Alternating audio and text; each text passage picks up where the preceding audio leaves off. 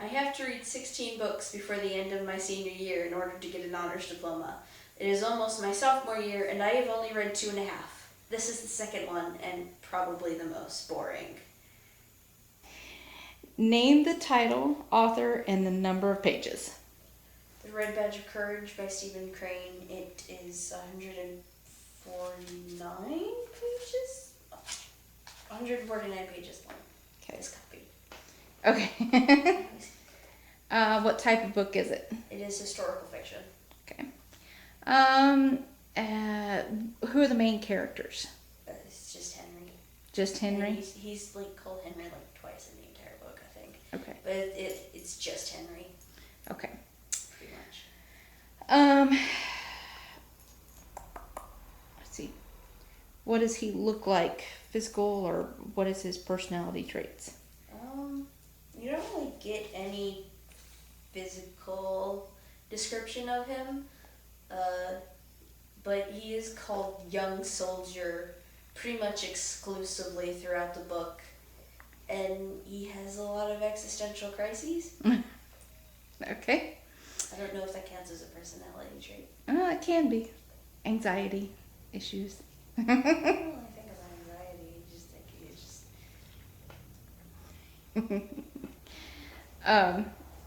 Let's see. The book setting. What about the book setting? It's... doesn't really say where it is. It's just set during the Civil War. And the mood... Worry. Worry. Does that count? I don't know. Does it? I don't know what the mood of war would be. Depressing, exciting, in some sense, maybe. I don't know.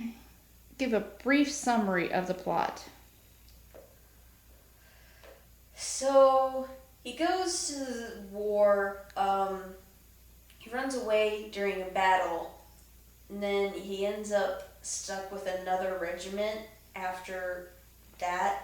And then he watches his friend die, and then he tries to get back to his original regiment. He does that, and then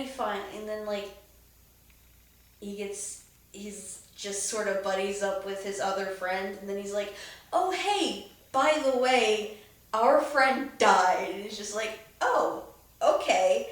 And then they win a battle, like a major battle, and then he has an existential crisis, but it ends well this time. And then the book ends. Okay. What was the theme of the book? Was there a message for the reader? The only thing I could really think of was like your actions don't define who you are, because it's a war and he's killing people. People are killing people, at least. I don't know if he actually ends up killing anybody. I mean, I don't remember if he actually... I know, but I don't remember. I read the book. I read the book. I promise I read the book. Okay, explain why you liked or disliked the book. As previously mentioned, many existential crises. Not a big fan of that. Not a lot of dialogue. Don't really like that either.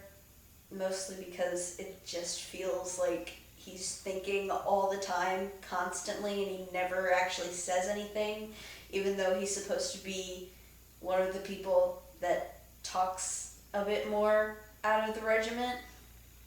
Like, there are literally people who are described as pretty much silent in the book, and he says, like, maybe a paragraph's worth of dialogue.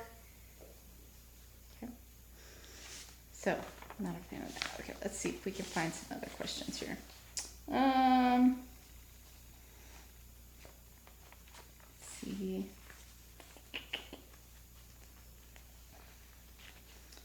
What do you think is missing from the book? Dialogue. Dialogue.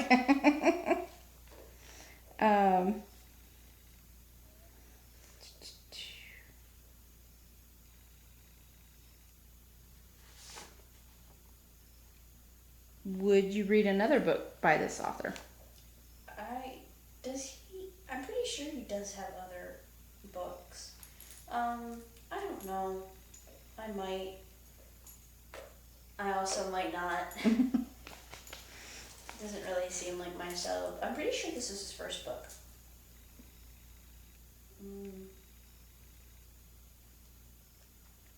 It doesn't say anything on the back. I don't want to take the time to open it up and read. Okay. If you could hear the same story from another person's point of view, who would you choose? That'd be hard considering that it would probably just be the same book, but about a different person.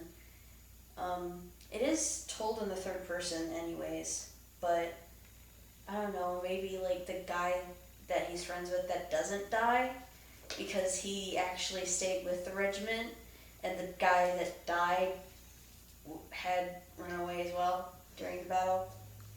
So you'd like to know what happened while they were both gone, kind of thing. Mm-hmm.